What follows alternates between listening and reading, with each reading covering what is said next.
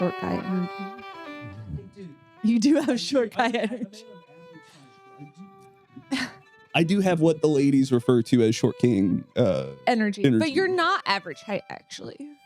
Like, average height for men is like 5'10", 5'11". You're not average height. So you're a little taller than that. Yeah.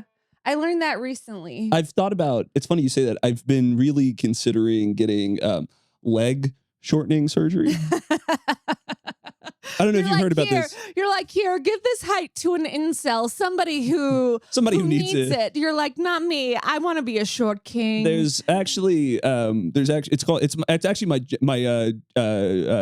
gender affirmation. What is that called?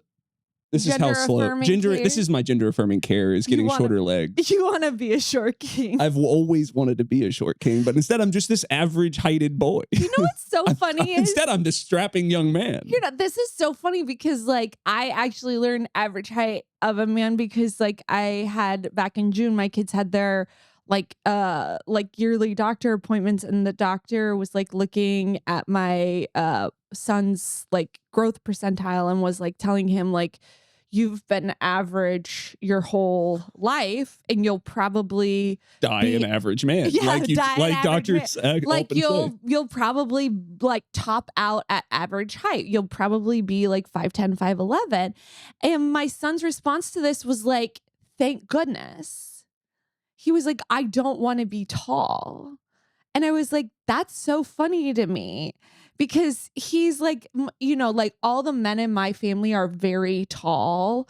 Like I have a brother who's like 6'7", who's in the army, and my dad. That's very tall. That is a very tall man. He's 10 years younger than me, so he's my baby brother. Right.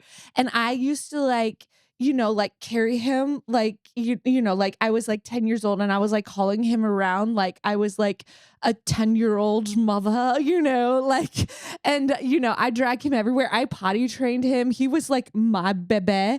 And now he's like two of me stacked on to each other. And now every time I see him, he picks me up and like tosses me around. It's actually kind of violent. Yeah, 6'7".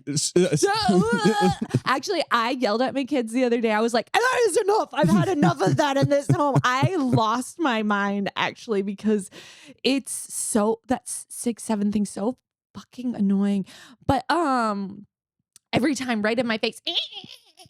Lyz, he was like, I don't care. Lyz, Chicago. I don't care about the Pope. Lyz, I don't care about the Pope. The Pope is from First Chicago. Of all, I was raised Elizabeth. Protestant. We fought wars not to care about the Pope. Second of all, I personally fought wars not to care about religion, and now you want me to care about the fucking Pope? Yes, because he said the 6'7" thing. I don't care. But no. But my son's like, he's like, thank God I don't have to be tall. And that to me was like so beautiful. And At last I have been freed. Yeah, because like I've been like, I don't know, buddy, you could be really tall. Who knows?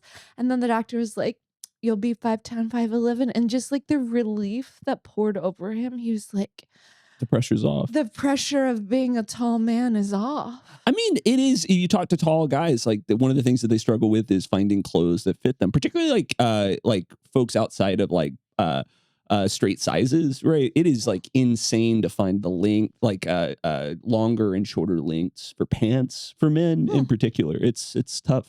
Wow. Yeah. I mean, great. I wouldn't know. Yeah. I mean, I agree.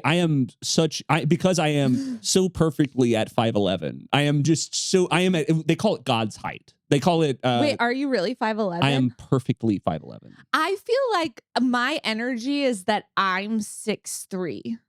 I feel like I'm 6'3", and we've talked about. Is that with your horns or without them?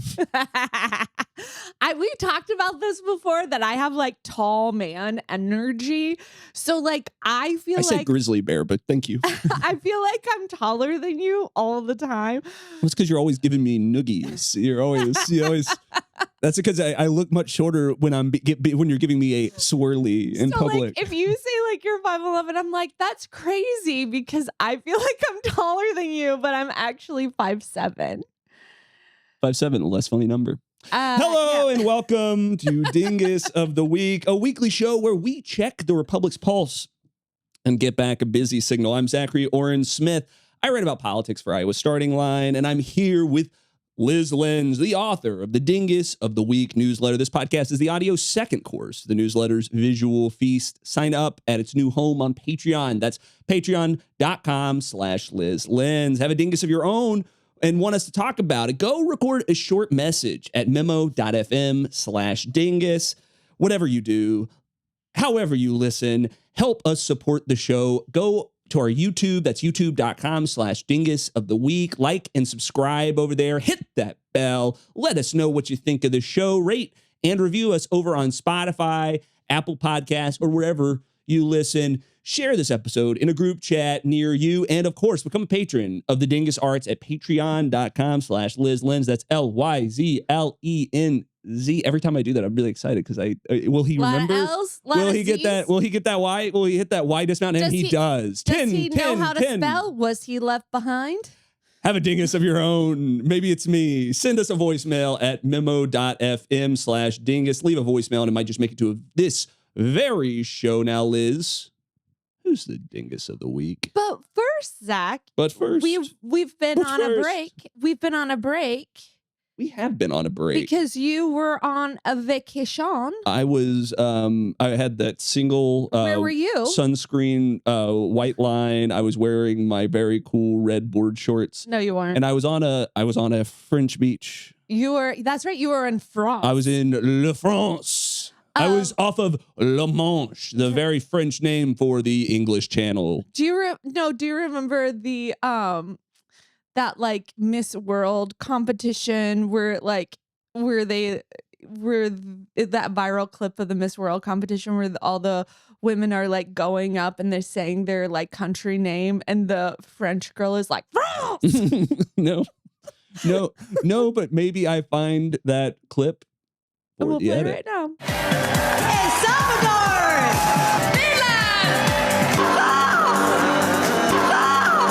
Wow, that was certainly a fun clip that I've seen. So anyway, so you were in France. I was in France. And it was in the middle of a heat wave. That's right. You were there for the heat wave. And how did you? I mean, you clearly made it back, but like for the French, you didn't die. Yeah, I didn't die on delivery. Unfortunately, but you like Lyz wakes up to the text like, "Hey, you ready to do the layout meeting?" And she's like, "Damn it, he made it back." Yeah, oh, fuck, I have to do this podcast still. I was like specifically like, yes, all working out according to my evil plan. Her evil plan that involves using grief over my death to like short out her needs to record a podcast once. That's right. Sorry, Patreon can't record a podcast. He unfortunately melted in France. New number in grief. Who this? Right. Like and subscribe because he died. No, just kidding. That would be each show starts with you lighting candles. It's just like a puddle with a mustache. He just melts and there's just a...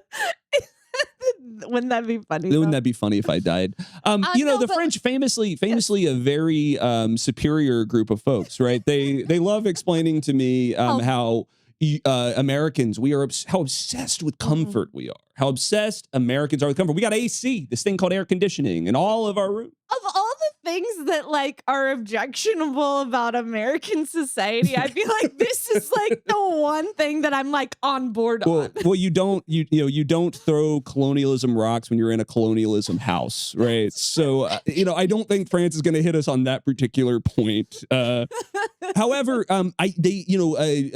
because the heat wave had arrived by the time I got there. Yeah. I got to walk through these Parisian streets and see all of the folks dealing with what was a deadly heat wave in France. And this isn't to make light of what was a really serious incident that killed, I think 22 people was the count. Yeah. A number of people. But you know when I was like sweating and talking about how hot it was, do you know who didn't say a goddamn thing about air conditioning to me the way folks normally do? the French. And They weren't like you Americans with your AC. They were like, but we left the window up, Zach. Yeah. So I have some friends who are writers in Iowa City, and a bunch of them went to France and accidentally during this heat wave. Dude. And they came back, and two of them, we were hanging out at George's, and they were saying like, it's like a group of writers, some of them in their late 20s, most of them kind of in their 20s. And, this is like a group that like likes to be very chic, right? Like very world traveled. Oh.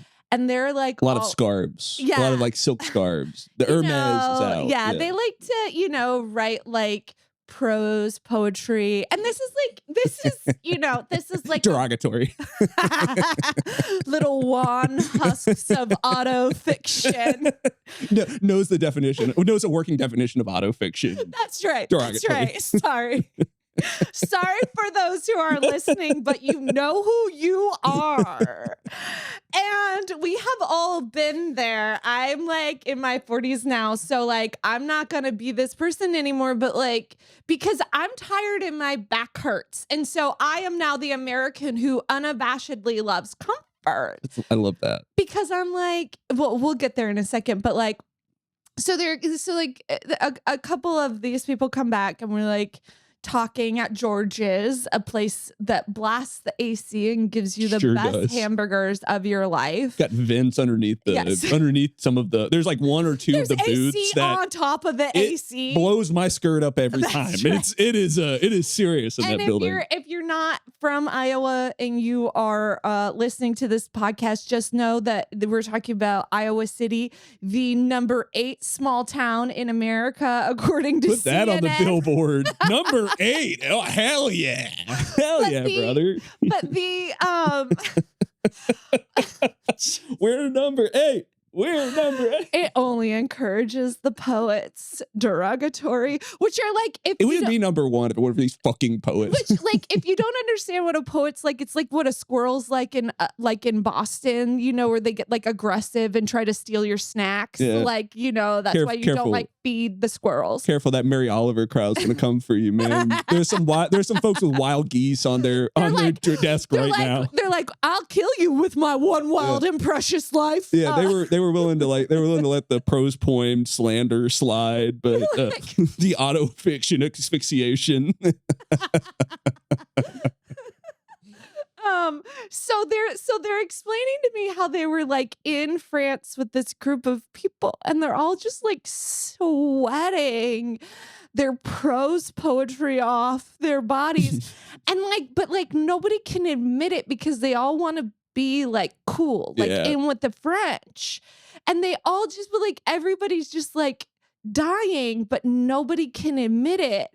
And my friends, this couple comes back and they're just like, we just wanted to be like my kingdom for a fucking fan and a large glass of water with ice. Oh, what a concept. And careful, you're gonna like a giant styrofoam cup with fountain soda.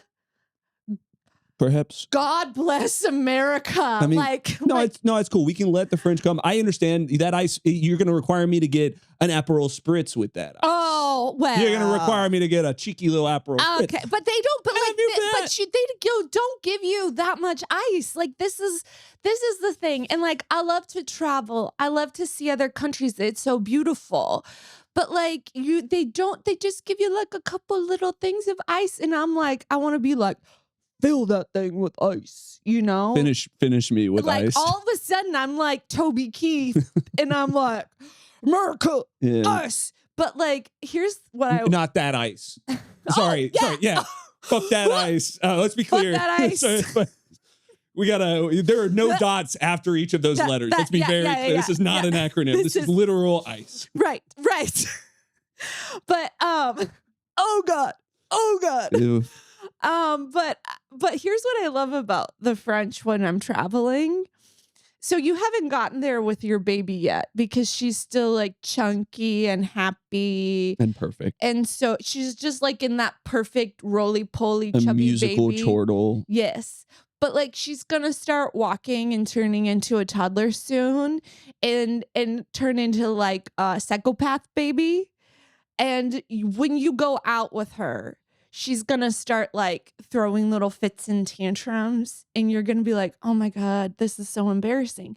But when this happens, you're gonna see other families with other children who are behaving much worse. And you're gonna be like, oh my God, thank God for those other babies who are behaving worse, because it makes your baby look okay by comparison. This is what I love about the French when I'm traveling, because no matter how much of an asshole I feel like when I'm like out, like, you know, whatever, wherever I've been in the past couple years, right? Like Dublin, Berlin, like wherever. Ooh la la. Name some places. Ooh la la. Krakow, wherever. Man. But like wherever I've been and I felt like, you know, kind of like an ugly American, the French have been 10 times fucking worse. Like I remember sitting down in this like restaurant in Ireland and seeing this like French family, beautiful, like just I hate to see it. hot. Yeah, I like hate the to whole see it. family's the whole family was hot. And they walk in and they're like, and the mother's like, we would like a plate of bread and cheese. And the waitress is like, we don't have that. And the mother's like, how hard is it? You put some bread on a plate, you put some cheese on a plate. That is what we want. Give it to us. And I was like, thank you, ma'am. Like, thank you. Thank you. Thank you for dying for my sins. Yeah, thank you for being a little bitch.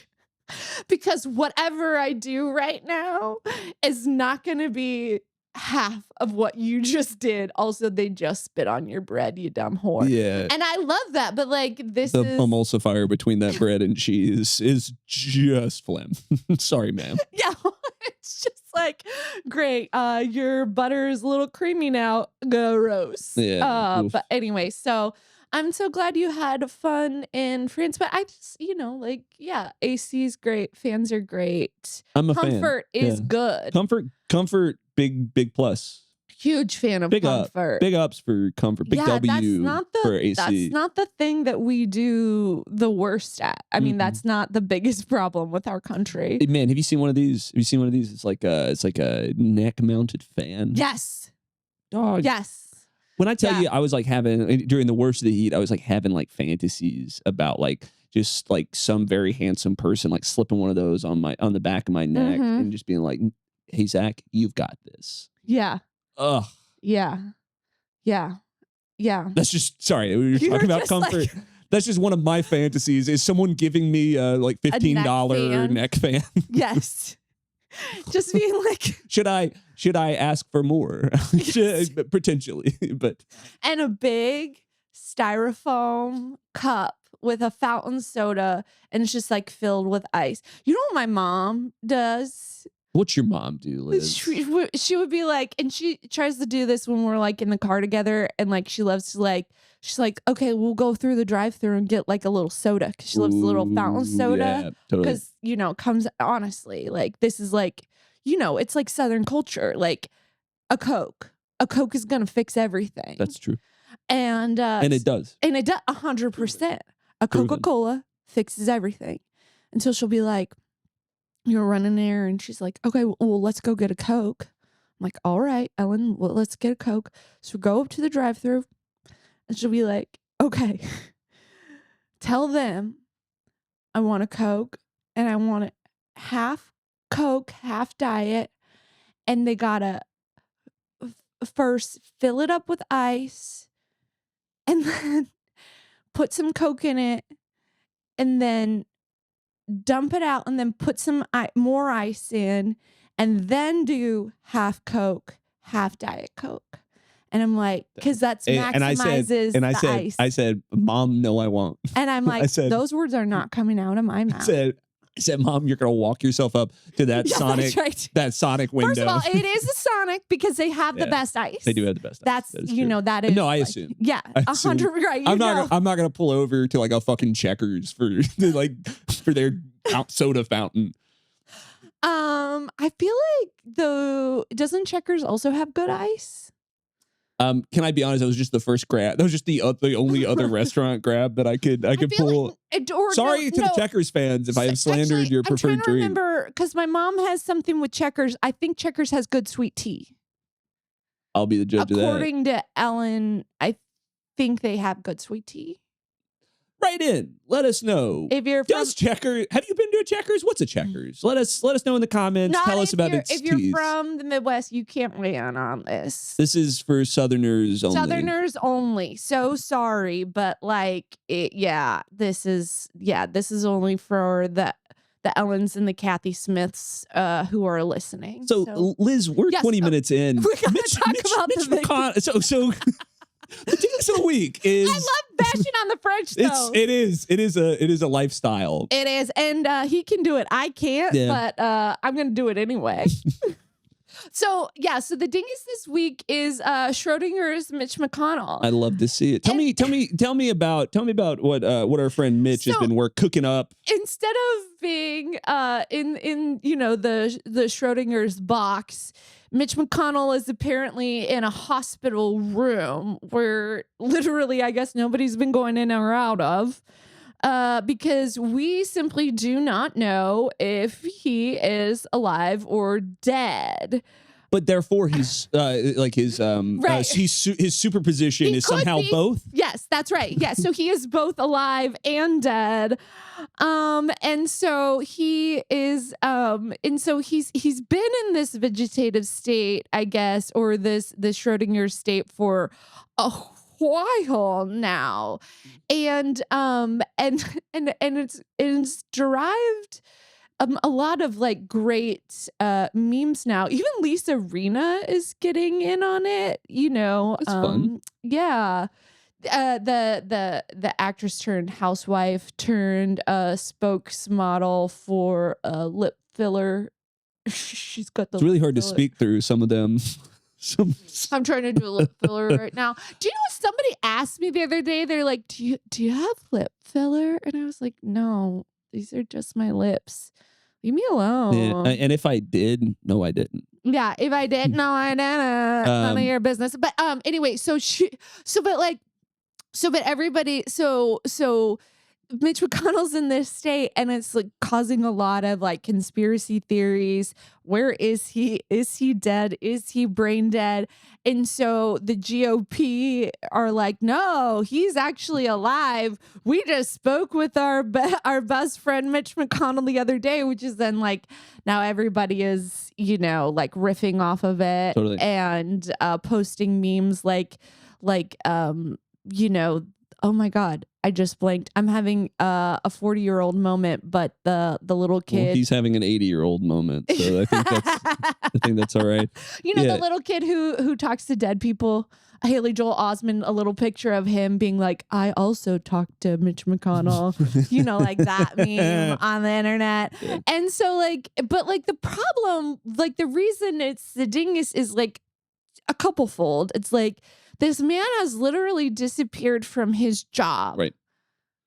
And but is still holding his job. Right. And he's holding his job because and isn't like being forced to resign from his job. That's right. For a very specific reason, is because he is a senator from Kentucky. That's right. The governor of Kentucky is a Democrat, Andy Beshear. Andy Beshear has been, his name has been floated a couple of times as like a VP pick, as a potential presidential pick, because he is, a Democrat who's been popular in a red state. But but back in 2024, the legislature in Kentucky passed a law basically for this moment. That's exactly right. Saying that if a should a senator die in office, Andy Beshear cannot pick an interim, cannot appoint an interim senator. It would have to go to a special election. Now, here's the thing. if Mitch McConnell gets declared dead like tomorrow, if the special election could possibly go like push into the midterm elections, which could cause some problems. But if they wait, if Mitch McConnell stays in the Schrödinger state until like August 3rd, where he gets declared dead. So basically, if they just keep him kind of like in a vegetative state until August 3rd. If they keep him on the good ice. Yeah, if they keep him on the good ice. I think any ice would do at this point. Those cold-hearted assholes. That he like then on August 3rd, then it would be too late to have a special election at that point anyway, and they would just have to go to a normal midterm election, but there's this other thing too where this law hasn't actually been tested. So there's Andy Bashir could kind of test it in court. He could challenge it. There's a lot of scenarios where this could all go ass up. That's right. And so that is what's happening here. And it's all over this man who, by the way, is sitting in a hospital, lying in a hospital, dead or alive. Once again, we don't know, because and getting expensive medical care on the taxpayer dime after he has spent his entire fucking career doing everything he can to block the ACA, to undermine the ACA, to cut down Medicaid, to cut Medicaid benefits, to cut Medicare. Like, this man has done everything he can with his whole body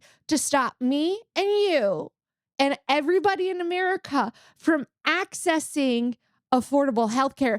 And not just that, this man is also the reason we have the Supreme Court we have, because he blocked the appointment of Merrick Garland to the Supreme Court when Obama wanted to appoint him to the Supreme Court. And he was like, no, it's too late. It's too close to an election. You can't put him there.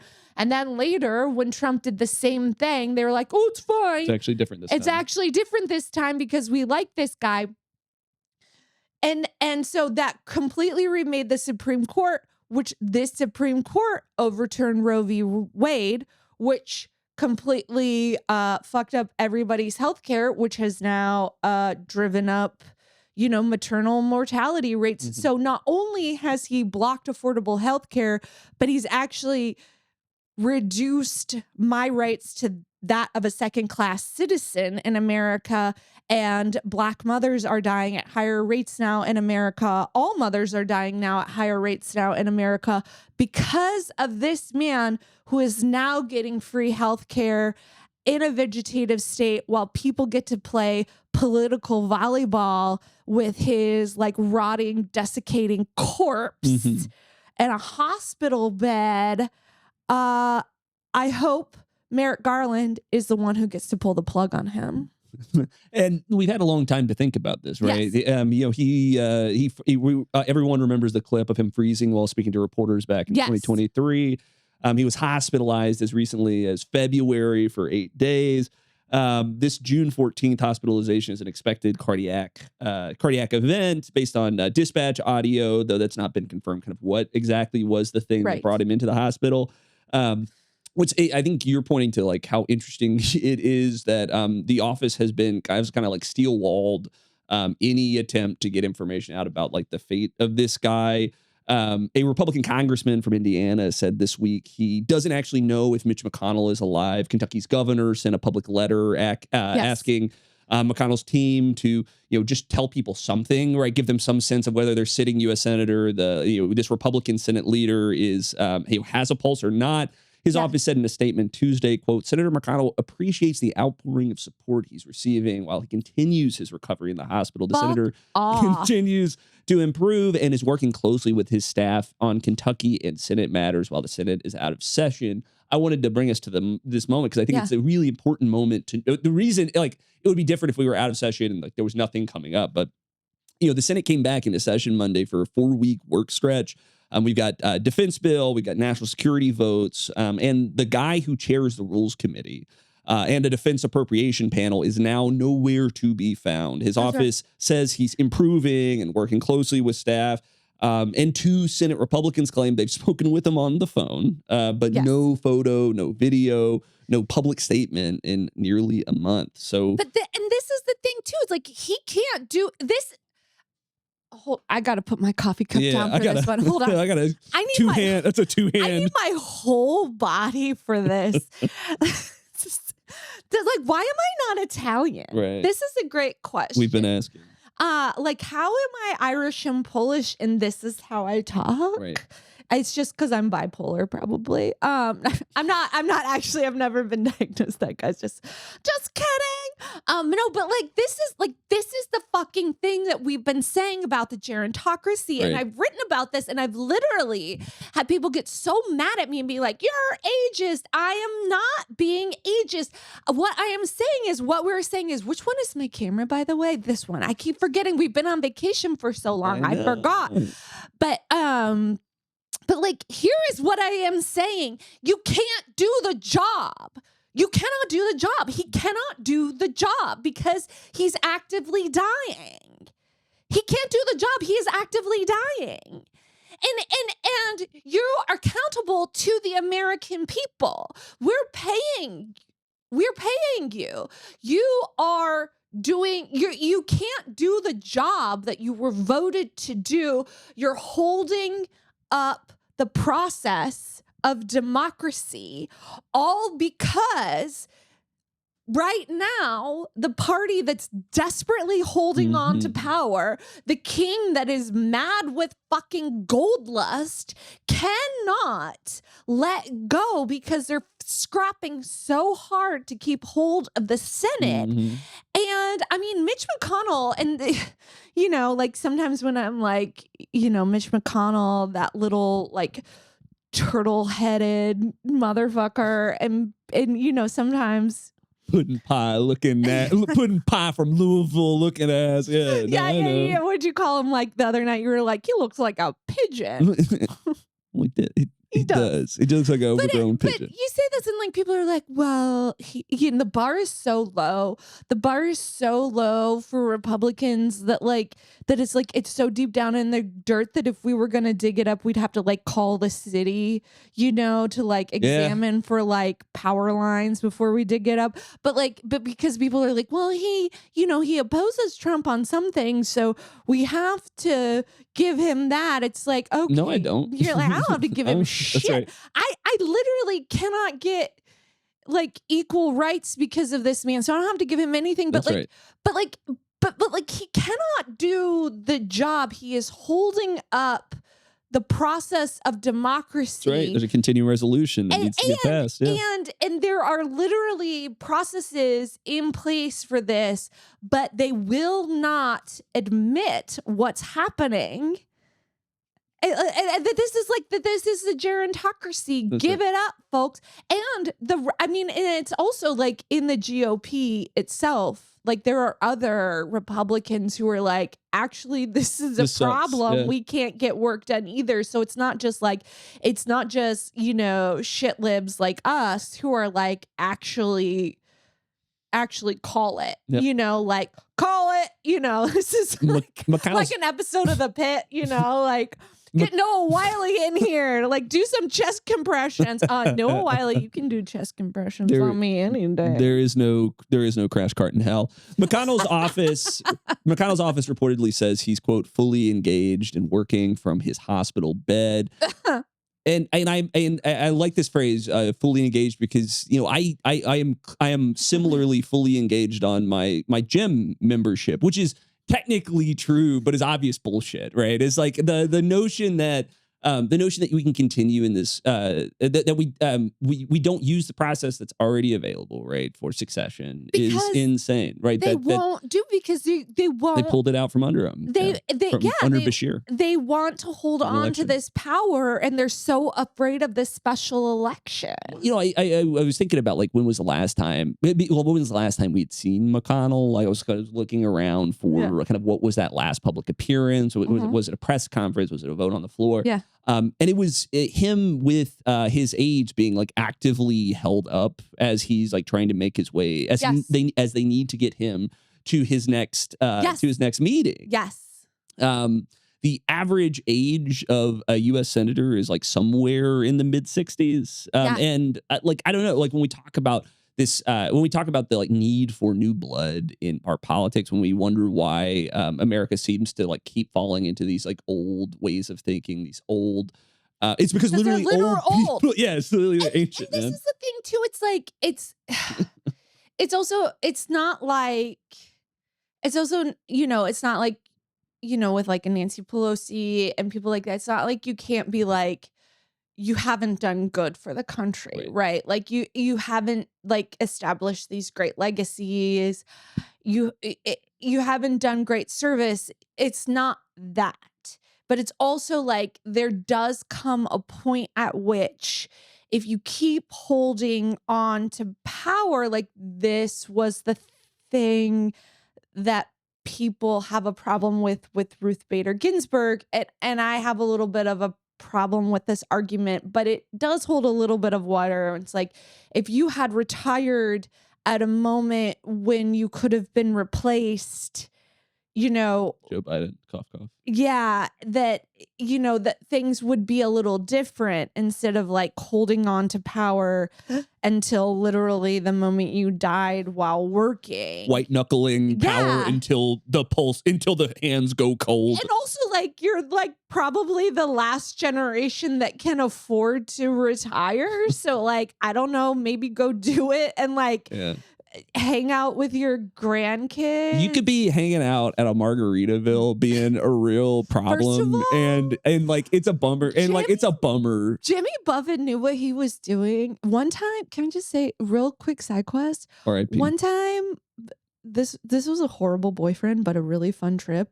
I went to the Jersey Shore and stayed at a Hard Rock Casino Hotel, which I love those things. And like spent a lot of time tasting all the margaritas at a Margaritaville. No, going hardcore on them.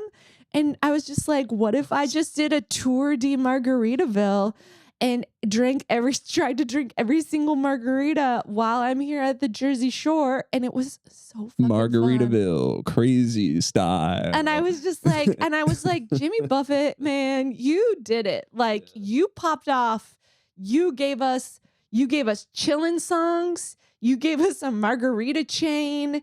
And then you retired. I want to read what Lisa Rena has written. She's done two social social media posts in her whole life. And and they're both McConnell tweets. And they're only McConnell tweets, and that's it.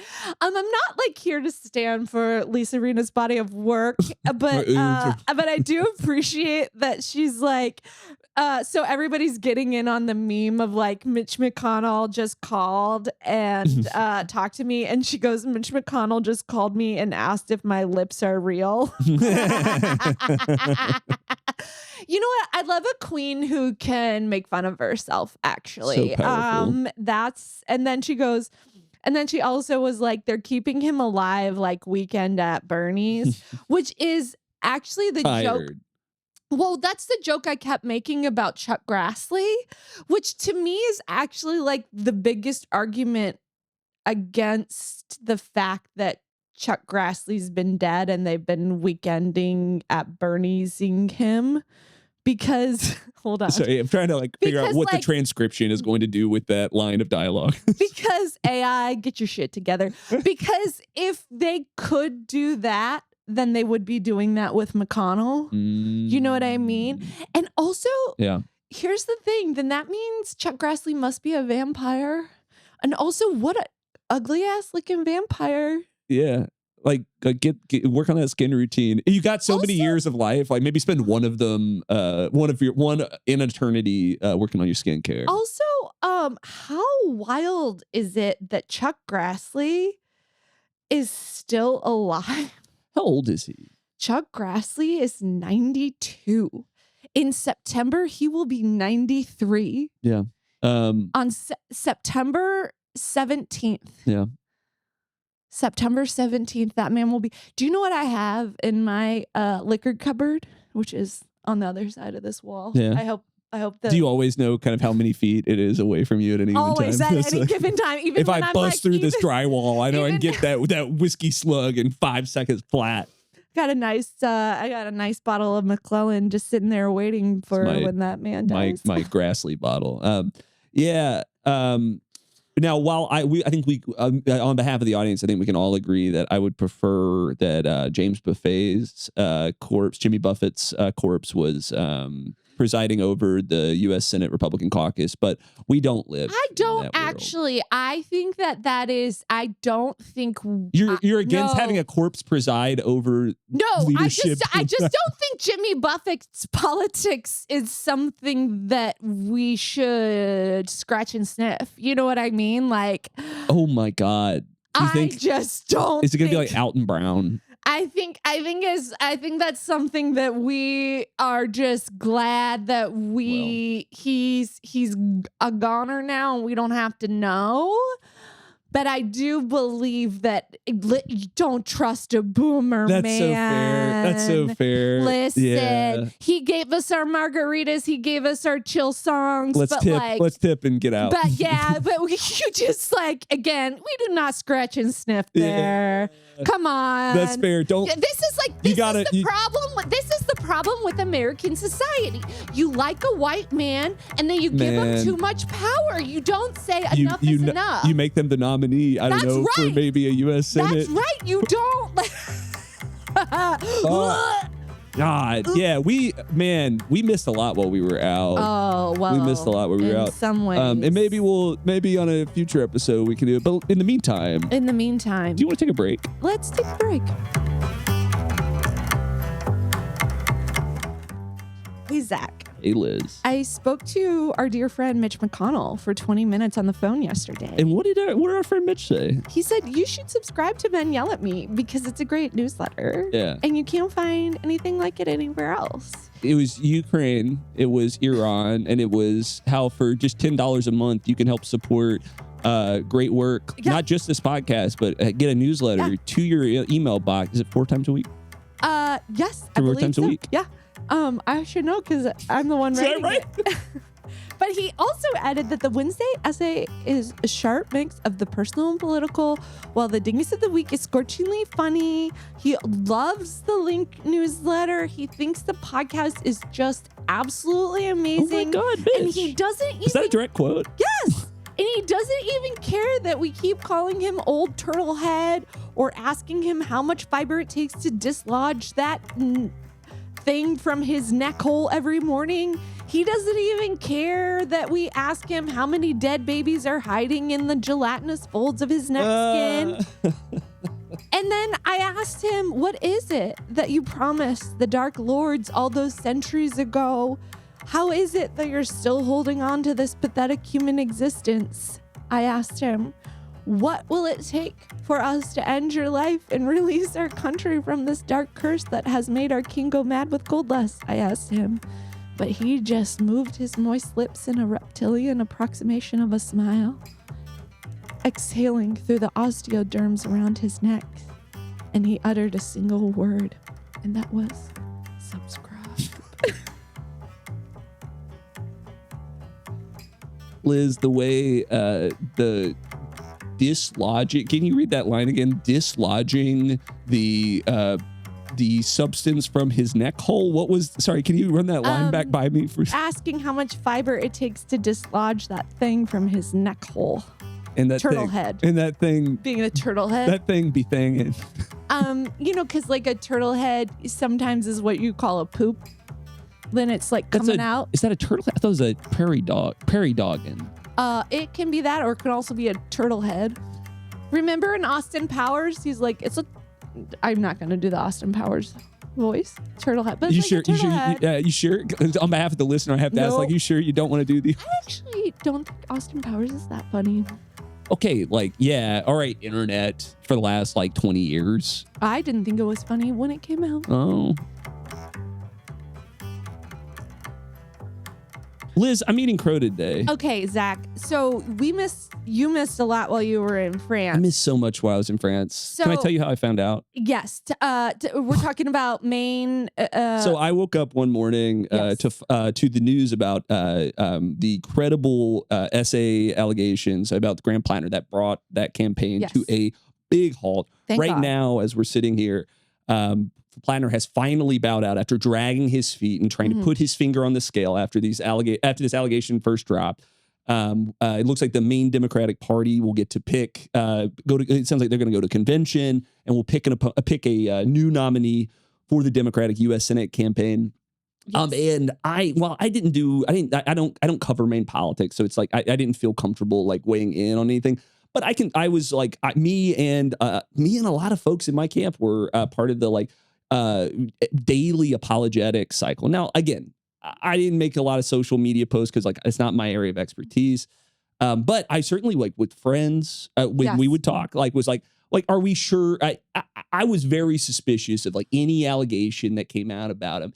And to be the guy that's once again making that now is actually maybe we should have maybe I shouldn't have defended the Nazi tattoo guy. Maybe I should have taken that at its word. To your, Sucks. I will say to your defense for the listeners, you weren't like those lying bitches. No, but- but I was suspicious in a way that's unfair and didn't trust women. Yeah. Absolutely. And Totally. I remember having some conversations and coming away really frustrated with you because my thing has always been, and again, I don't cover Maine politics, but I do know a lot of people who do, and I'm pretty close friends with quite a few people who do cover Maine politics, and respectfully, if they listen, and I know some of them do, I was a little frustrated with them too. But again, I've kind of been of this position where it's not my coverage area. Right. Yeah. However, I do write about feminist issues, and I do write about, assault and believing women. Mhm. And from the get-go, I have been I don't understand. I saw a Plattner event last fall.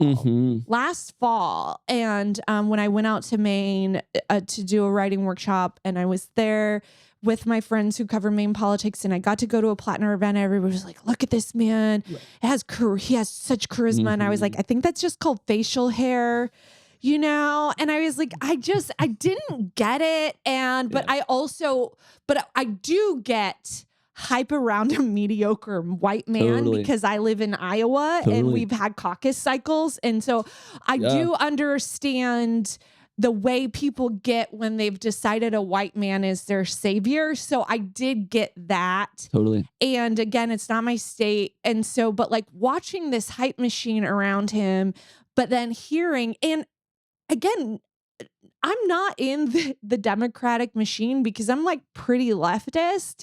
And I do know that I'm cut out from a lot of things because of that.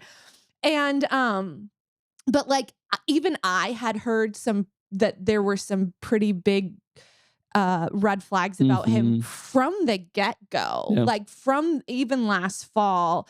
And those rumors were pretty big from the very, very beginning. And if I had heard them, and I had been basically waiting for those stories to come out, come out. And knowing that and hearing about that and just being this is not good and this is not good. And the slow reveal and Every and just day, being it seemed like another thing. Every fucking day and being guys, this is bad, and this is bad. And just feeling slamming my face against a wall and having it felt like everybody in the fucking pundit class and even some feminists who I admire and respect, and some feminists now who I admire and respect, who are you don't understand, it's complicated. It's not fucking complicated. Yeah, right. And it certainly hasn't been complicated. Not even with the most recent revelation, but and and there have been women from the beginning, since that New York Times story, right? No, even before, okay, from the beginning, who've been like, this man is bad news. Don't make him the guy. And then they made him the guy, and now everybody's like, oh, who could have foreseen? And it's like everybody could have fucking foreseen. Right. Like Tressie McMillan Cotton wrote like a whole thing in October, being like, I actually think you don't accidentally go Nazi. Right. And you don't have to make these compromises. And now here we fucking are. Yeah. And then and all these men, mainly men, although there are some women, are like, well, I guess nobody could have foreseen that we got. And it's like, yeah, a lot of people foresaw it, but you just don't listen to women. Right. And I think one of the things, and I know this sounds so narcissistic, because I know there are other women who wrote this too. Again, Tressie in the New York Times. But like, I was writing these things too, where I was just like, this isn't good, and we don't have to do this. There have to be other people. We don't have to do this. And if we do this, I don't think it's going to end up good or well. And then we do it and it doesn't end up well. And then everybody's like, who could have seen this coming? It's like, I did actually. Yeah. And nobody you were early. You were early on this. Early on this. Listens. Yeah. And then you have to see, I don't know. And then you have to sit here in a chair and look back on being like, yeah, I guess I was maybe the Nazi tattoo should have been enough. Maybe that should have been that. And it's also maybe the Blackwater, the years with Blackwater should have been enough. But it's also like being a feminist. It's like, if I were a guy, I would have like 200,000 newsletter subscribers. Yeah. And I'm not just saying that. I know this sounds like bitterness, but because like you're a woman, everything sounds like bitterness. Totally. But it's like, if I were a guy, I would have 200,000 newsletter subscribers, and I would be wrong 60% of the time, and people would be like, oh, well, that's just the business. I am literally right like 98% of the time. Mm-hmm. I can point to you 2 times I've been wrong, but I'm not going to do that. Y'all can go back and read the receipts. Show me the receipts. Yeah. But the more I'm right, the more I think I lose people, because nobody likes a bitch who's right. That sucks. You know what I mean? Yeah. Especially when they're right about a white guy. Yeah. And when you say that, when you're like, see, this was not the right way. And people are like, well, it's complicated, and how can you know? And I think that's just because people have such vested interest in patriarchy, and nobody is willing to hold people accountable, because when you hold, and this is why even a lot of feminists, and I don't want to name names, but like even a lot of feminists have disappointed me with their takes on this, because I think when you start holding people really accountable, then the whole system fucking collapses. Yeah. Because then you have to start holding every single person accountable. It's easier to look at the world and be like, oh, look at all these victims, rather than look at the world and say, wow, look at all these perpetrators. Totally. And when you look at the Plattner situation, you have to not only just see perpetrators, but you have to see every single person who knew and enabled. Mm-hmm. And people knew. Yeah. Again, because like people knew. I knew. Yeah. You know what I mean? These rumors were there from the get-go. Right. I have a friend who's a lawyer, and who's been clerking here in Cedar Rapids, who had heard these rumors. Really? Wow. Yes. They were that well known. Yes. Yeah. And then you're just like, come on. Yeah. Right. Yeah. So anyway, it is important. Anytime it is important for folks, even though in this era of corporate capture, where so many are so desperate for any other options than what we have. Yes. It is still important to, when you're wrong, and when you actively ignored every possible signal. Yes. To eat crow early, eat crow often. I woke up on vacation to that headline in my email, and I sent a text message to a friend who I had a long drag out with her about the extent to which, and a woman, right? A long drag out about the extent to which corporate, we need to back this guy over Janet Mills, for example. Yeah. And when you're wrong, you're wrong. Yeah, but I appreciate that. But I appreciate saying it sucks rather than, oh, it's so complicated and who could have seen. Like, I think saying I'm wrong and it sucks, like Naomi Klein did that. Right. Said that it's wrong and it sucks. I think that is such a better way to handle it than it's so complicated and how could we know and blah, blah, blah. And it's like, I think everybody knows. So kudos to Maine for picking a better candidate than what they got. I hope. Well, listen, we live in Iowa, see how this convention so we're goes. not gonna listen. Yoicks! Yoicks! Liz, do you want to play a game? I would love to play a game. Let's yeet out of that yuck. Let's yeet out of that yuck. Liz, today we've been talking about the decrepit the gerontocracy and its white knuckled control over our system of power. We're going to talk. We both have prepared a list of three names, three famous living people, and based on the three, we have to determine for the other, who of the set is the oldest. Do you want to start by giving me three names? Yes, and because I know that you don't know politicians or super numbers well, or how to read or how to weed. So I picked pop stars, lady pop stars. Hell yeah, yeah. I think I got. You might have this.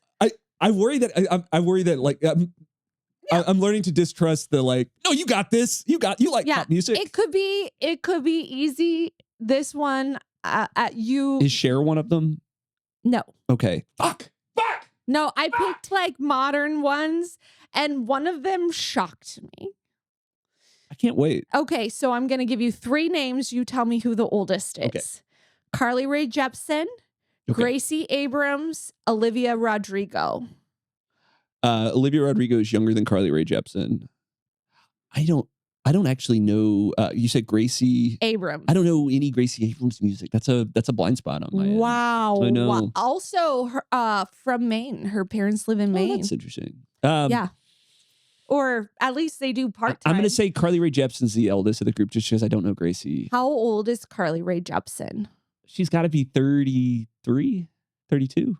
Carly Rae Jepsen was born on November 21st, 1985. She is older than I thought. 40 years old. Oh my God. All right. I know. I thought she was my age. That may just be because I'm in love with her. She's my age. Did you listen to Dedicated? No. A great album. Sure, yeah. Like truly a great album. I'm on board. I like The Loneliest Time. She had a recent release that's really good. Yeah, it's great. She's so good. I don't listen to a lot of pop I'm a big girlies. CRJ fan. As we know, I listen to a lot of rap music. It's mostly NWA. That's right. That's right. So it goes, Carly Rae is the 40. Eldest. Gracie Abrams is 26. And Olivia Rodrigo is 23 years old. Tell me, if for Gracie, is there a song I should listen to? Is there like a really great album? I don't know. To start? Oh, okay. That's all right. I don't know. I just picked three pop girls who seemed young to me. I don't know why this person, like... She's the daughter of J.J. Abrams. Director? Yeah. Firefly? Oh, yeah. I liked Firefly. Like every other guy. Sorry. Of course I liked Firefly. Cool. Well, yeah. And she's a pop star. Yeah, she seems great. That's good. Yeah. I get new discovery for me, I'm sure. Yeah. I mean, she's a generic pop girl. You like those? I love those. Yeah, like made in a lab. Just listen. Seems just fine. Just add water. Just add water. She seems fine. Sorry. Hopefully that wasn't insulting if Gracie Abrams listens. She seems to I've come through. I've heard her music. My daughter listens. We'll do a listening party. No, I won't. will. Great, you can do it. If That's Gracie Abrams, I would love. It's lovely. It I would seems love lovely. to. I would love to experience your work. I can't wait. I've read interviews with her where she talks like very frankly about being a nepo baby, and it's just like, of course it has helped, and like not in like a defensive way where she's like, yeah, of course having like parents in the industry has helped. Like, of course, having the one JJ, the one JJ in pop culture. Yeah, like but like in this like and her whole thing is like, yeah, I think people just like want you to acknowledge the privilege of that like the nepo baby brings to you, and like of course it's helped. And I don't know, so like she seems to have a really good head on her shoulders. I've heard some of her music. I can't name any of it because I shouldn't use my age as an excuse because Carly Rae's out here being 40. Oh, as we discussed, I made my kids like scream, cry, vomit, and like rent their garments because I told them that Shakira was older than me. Oh. And they like, it made them upset. Yeah, visually ill. They were like, what? Because they were like, because because it begs the question, do my mom's hips not lie? Yeah, well, that was what really upset them next, because then I was like, because they only know her from like Zootopia and the World Cup. And so then I was like, but like I used to do this whole bit in college where I would like act out the wherever music video, because most of it is just her crawling out of the ocean and then doing like the hips don't lie thing. And it was like a fun bit. And you've done it to your children. I did it for my kids, and then they were like, my daughter was like, please Mom, stop. we are in public. Mom, this is an Arby's. No. Mom, please get off the floor. Please.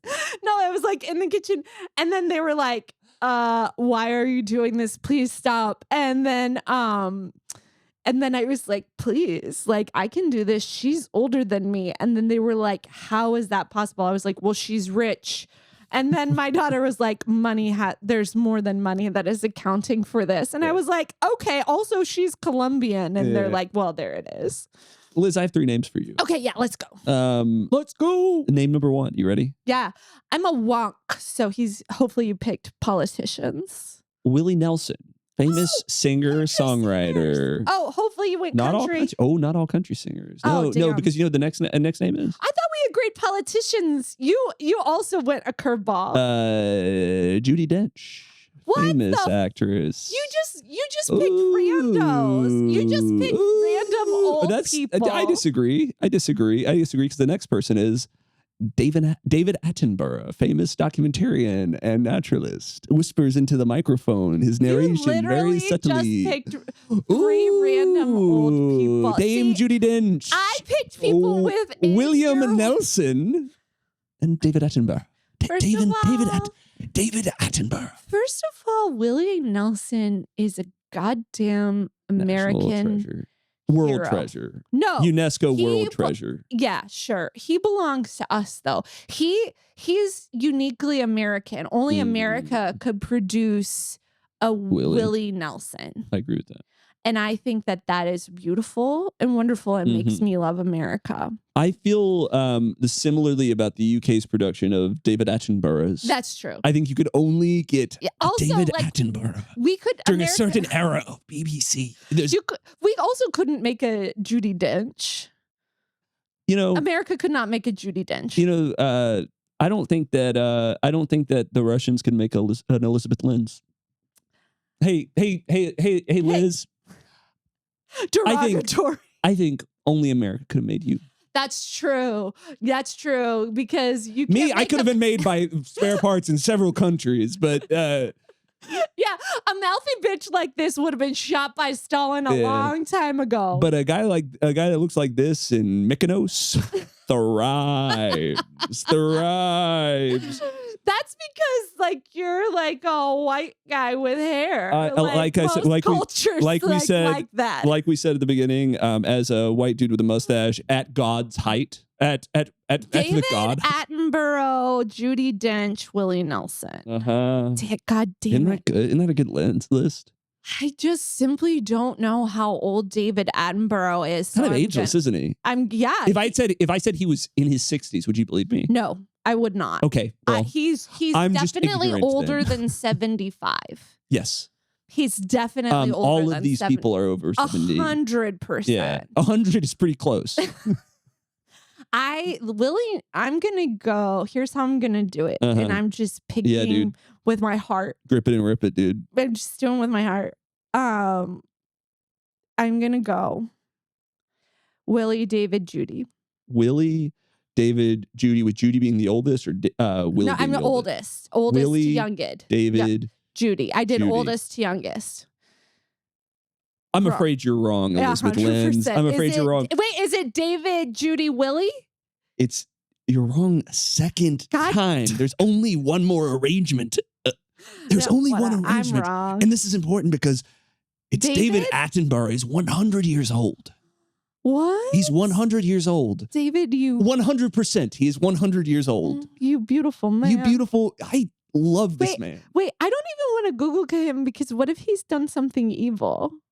Fuck, I didn't look for the controversy section of his Wikipedia page. Hey, you know what? Let's not look it up. Yeah, he might be very. If he's done something evil, let us know in the comments. Can we stick him in the Mitch McConnell superposition box? I just don't know how you're British and you're that old and you haven't done something horrible. Certainly on the Epstein list, right? Like certainly on the Epstein list. Yeah, like he's made out with Prince Andrew.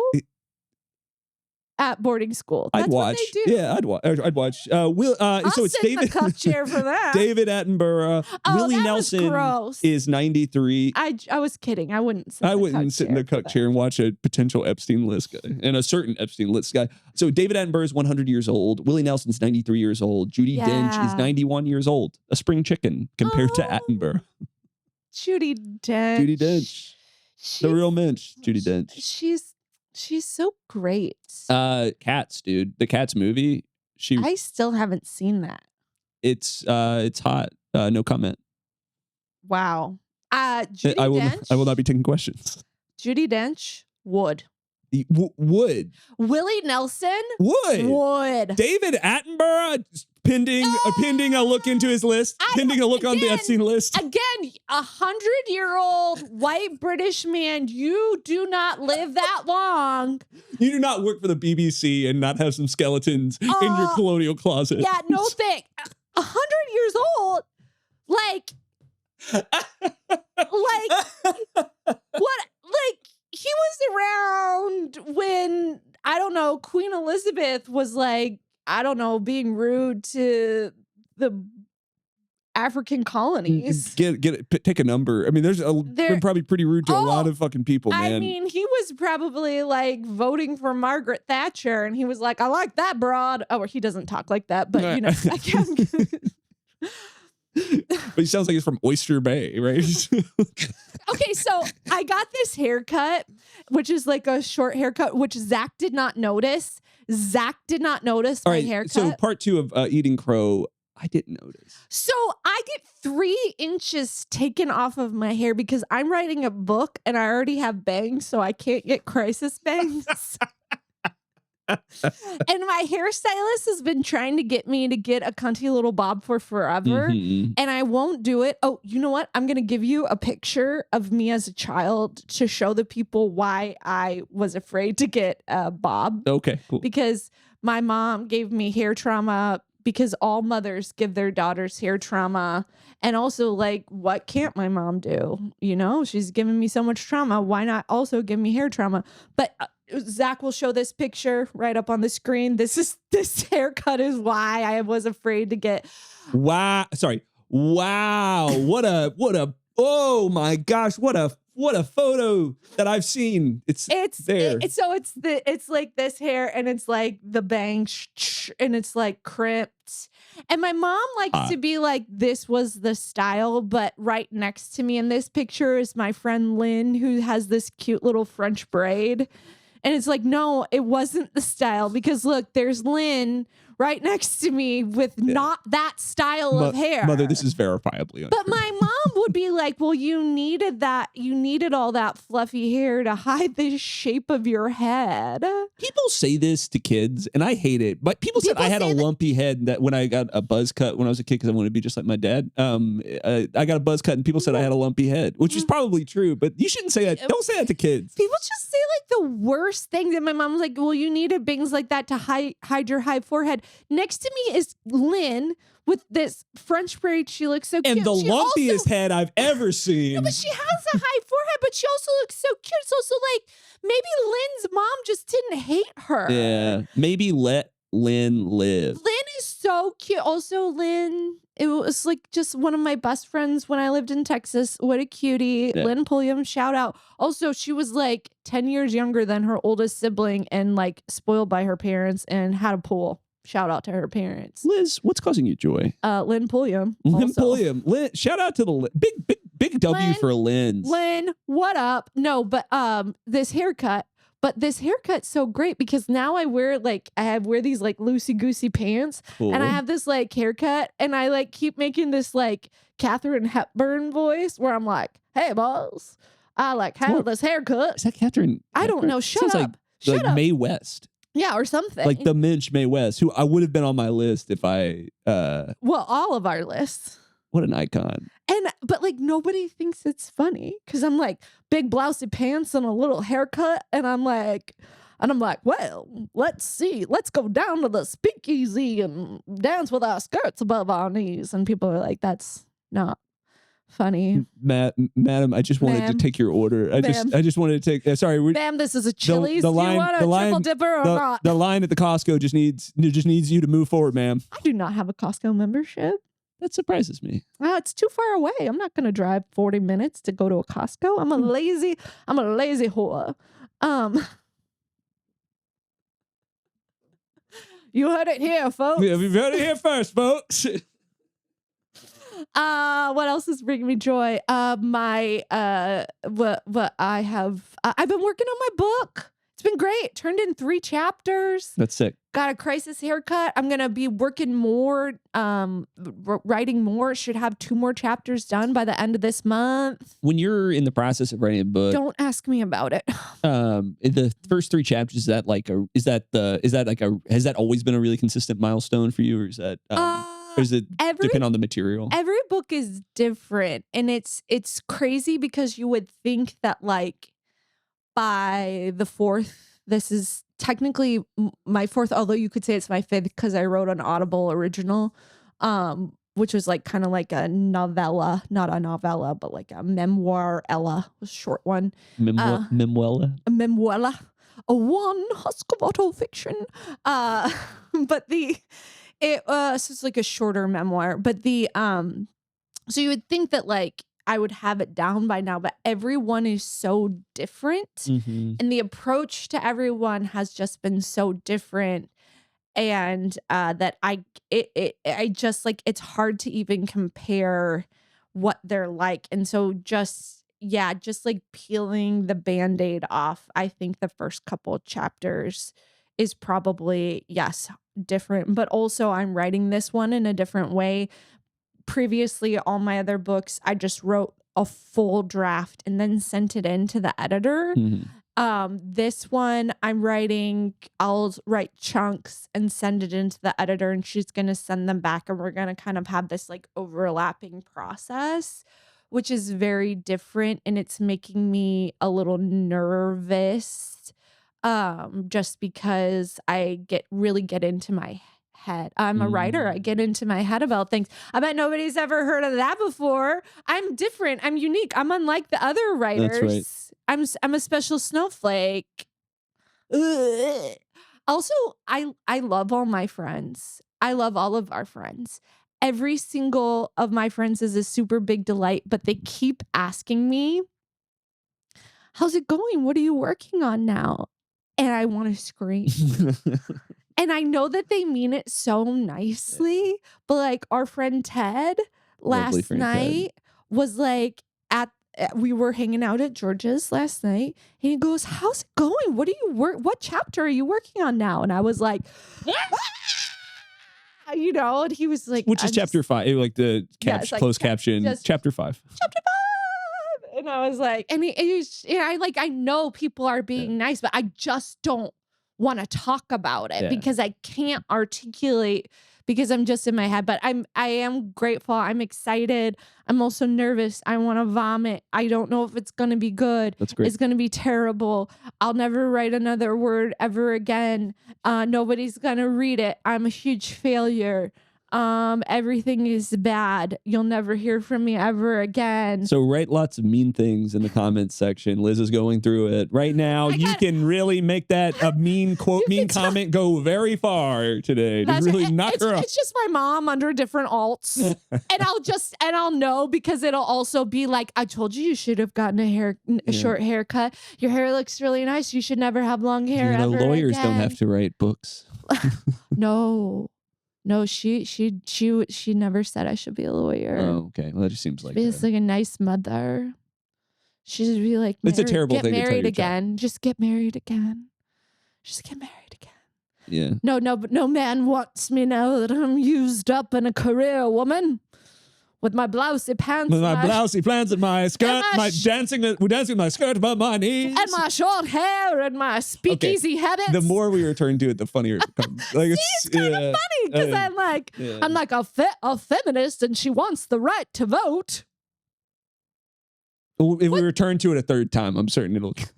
What's bringing you joy? Yeah, so I've thought about this one.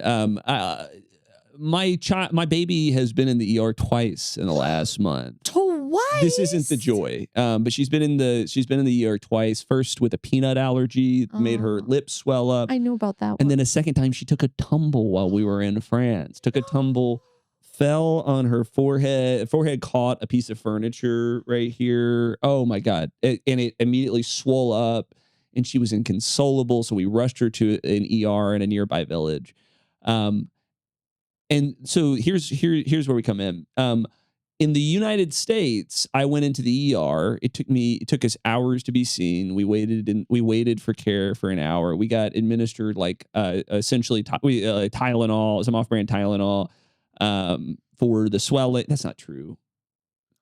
They said essentially they did some observation just to wait until the swelling went down, made sure she was safe, and then sent us packing on our way. We got a bill for several $100s for the for the treatment.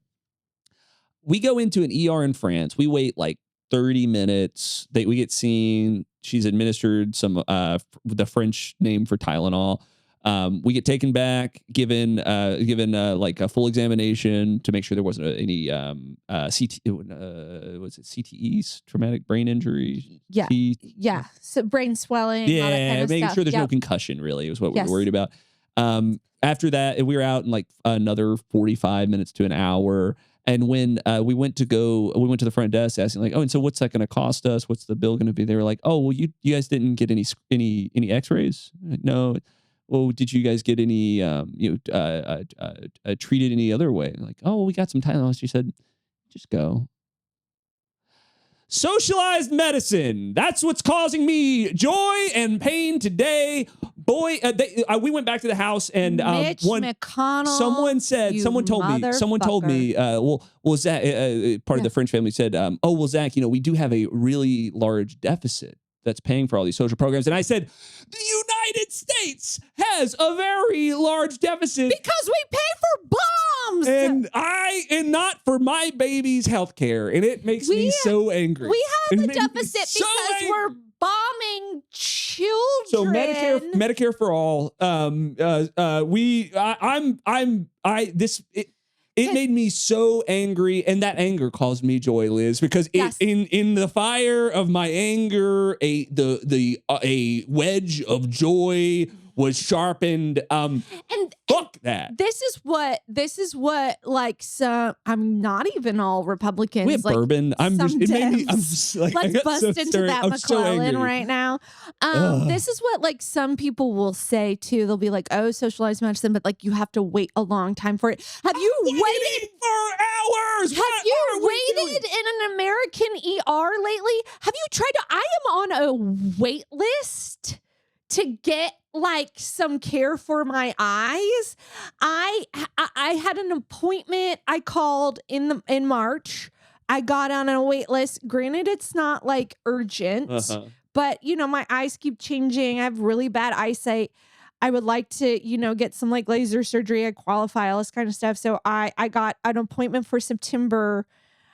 That appointment has now continually been pushed back until April now. And when I was trying to when I had a cancer scare and I had to get in to see an OB because my OB that I had with my kids retired, it took me like 6 months to see an OB. Like I'm trying to get my kid into a dermatologist. I'm on a 6 months wait. Like, and you're just like, and we have a friend who has some immediate like surgery needs. That's fucking right. It's taken her like what 4 or 5 months to get in. And this is like, and I'm talking about like besides my cancer scare, like non-critical needs. Like she has critical needs. It's taken her months. So like, don't fucking talk to me about wait times. Like, and the people who say this are people who've actually like never made their own goddamn appointments. Men, you know, and you're just like, I would, you know, oh, what? It's going to take me, I have to wait an extra week for actually, no. Turns out, no, you're not waiting that much longer. And also because socialized medicine and all this kind of stuff that there's wait times are actually less because like they'll have like midwives go to your house and shit for like OB care